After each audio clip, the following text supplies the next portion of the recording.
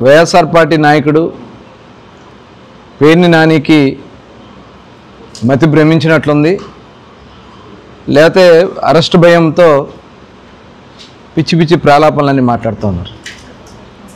చరిత్రలో చూసాం, అనేక మంది కాలగర్భంలో కలిసిపోయారు. ఇలాంటి అవాకులు చవాకులు పేలుతూ అసత్యాలు చెప్తూ ప్రజల్ని మభ్యపెట్టాలని ప్రయత్నిస్తున్నటువంటి వ్యక్తి నిజంగా చాలా దురదృష్టకరం. నిన్న ఆయన మాట్లాడిన మాటల్లో ఒక్కటి కూడా వాస్తవం లేకుండా అవాస్తవాలు మాట్లాడుతూ చేసింది తప్పు, ఆ తప్పుని కప్పిపుచ్చుకోవడానికి బురద జల్లే కార్యక్రమాలు. ఆ రోజు అందరికీ తెలుసు, ఎలక్షన్లో నీ కొడుకుని గెలిపించుకోవాలని, నీ కొడుకుని అందరం ఎక్కించుకోవాలని నువ్వు పడరాని పాటలు పడి చేయరాని తప్పులు చేసి ఇళ్ల పట్టాలని దొంగ పట్టాలని సృష్టించి తహసీల్దార్ కార్యాలయంలో ఆ పట్టాలు అర్ధరాత్రి పూట రాయిస్తూ ఉంటే మేము వెళ్ళి ఆ రోజున అక్కడ పట్టుకున్నది వాస్తవం కాదా? ఆ రోజున్నటువంటి జేసీ గారు వచ్చింది వాస్తవం కాదా? ఈ రోజున్న జేసీ గారు ఆ జేసీ గారే. ఆ రోజున మేము ఆఫీస్ ముందు పడుకున్నాం,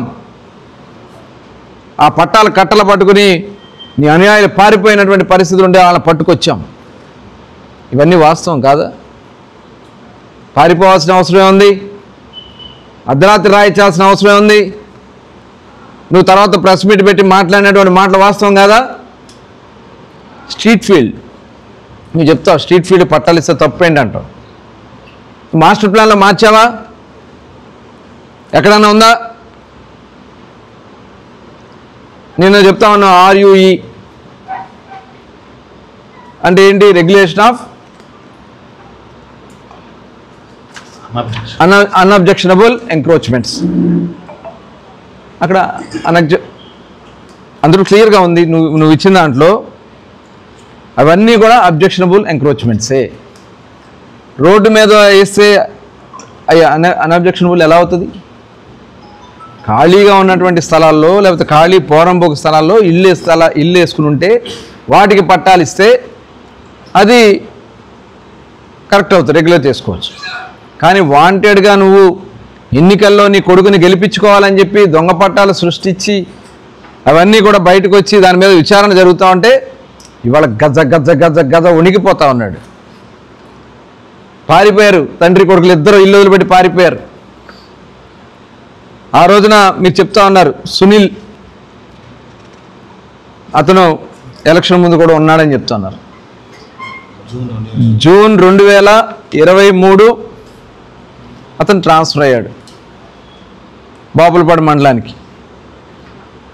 2024 మార్చి 14న మీరు ఈ పట్టాలు సృష్టించారు, సంతకాలు పెట్టించారు.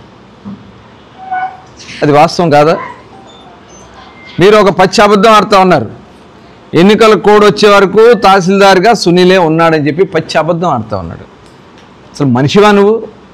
వయసు పెరిగింది, సిగ్గు అనిపించట్లేదు. ఇంకా ప్రజలు బుద్ధి చెప్పారే, అతి దారుణంగా ఓడగొట్టారే నిన్ను. సిగ్గు లేకుండా ఇంకా వచ్చి పచ్చి అబద్ధాలు ఆడుతూ ఉన్నావే. నిన్న నువ్వు చెప్తా ఉన్నావు తహసీల్దార్ సునీలే ఉన్నాడు, మతి భ్రమించిందా? మైండ్ ఏమైనా దబ్బిందా నీకు?